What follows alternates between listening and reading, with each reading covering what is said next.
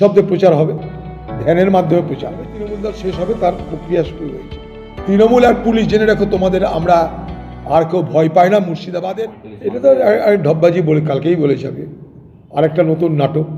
কোনো ধ্যানম্যান কিছু হবে না। ভোটের জন্য, ভোটের আগে মানুষের কাছে তার নিজের নিয়ে আলোচনা চাইছে। ভোট শেষ হয়ে গেলেও মোদি প্রচার থেকে দূরে যেতে চায় না। এখন শব্দে প্রচার হবে, ধ্যানের মাধ্যমে প্রচার।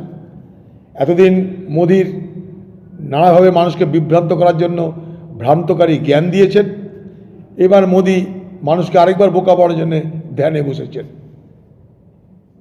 ঢপে নাটুকে ধ্যান, এই দুই দেখে ভারতবর্ষের মানুষ মোদি সম্পর্কে তাদের ধারণা স্পষ্ট করে ফেলেছে।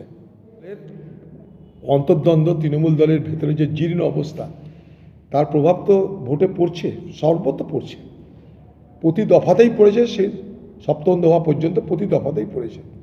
সপ্তমে আরও হয়তো সপ্তমে চড়বে, সপ্তম দফার ভোটে অন্তর্দ্বন্দ্ব আরও হয়তো সপ্তমে চড়বে। এইভাবে তৃণমূল দল শেষ হবে, তার প্রক্রিয়া শুরু হয়েছে। চেষ্টা করা হচ্ছে হিরু হালদারকে ফাঁসানোর। এই বহরমপুর শহরের যারা পুলিশ, তারা নির্বাচনের আগে থেকেই যে ষড়যন্ত্রটা করেছিল, কংগ্রেসের যারা সক্রিয় কর্মী তাদেরকে মিথ্যা কেসে ফাঁসানোর, তারই একটা অঙ্গ হিসাবে হিরু হালদার যে মুর্শিদাবাদ জেলার অনুসূচিত জাতিটা শিডিউল কাস্ট দলিত নেতা আমাদের এই জেলার। শুধু তাই নয়, সে নির্বাচিত জনপ্রতিনিধি। শুধু তাই নয়, সে মিউনিসিপ্যালিটির বিরোধী দলনেতা। তাকে মিথ্যা কেসে অভিযুক্ত করার চেষ্টা হচ্ছে। আমরা প্রশাসনকে বলেছি, আমরা আইনে তো যাবই, কিন্তু তারপরেও পুলিশের এই জুলুম, পুলিশের ষড়যন্ত্রের বিরুদ্ধে আমরা আন্দোলনে মুখর হব। আন্দোলনে আমরা মুখর হব এবং সেই আন্দোলন সারা মুর্শিদাবাদ জেলা জুড়ে করব। সেই আন্দোলনে মুর্শিদাবাদের পুলিশকে,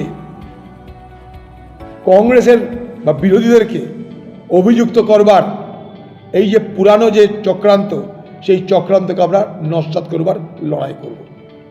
আমাদেরকে ভীত করা যাবে না, আমাদেরকে ভয় পাওয়ানো যাবে না। তৃণমূল আর পুলিশ জেনে রাখো, তোমাদের আমরা আর কেউ ভয় পায় না মুর্শিদাবাদের লোক, মুর্শিদাবাদের কংগ্রেস তোমাদেরকে ভয় পায় না, মনে করি না।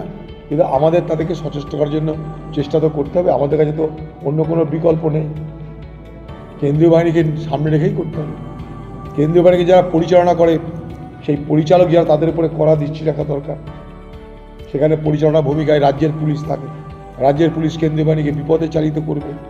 কেন্দ্রীয় বাহিনীকে ম্যানেজ করার জন্য তৃণমূল পার্টি, তারাও টাকা পয়সা, মদের কড়া উড়াবে, সবই চেষ্টা হবে।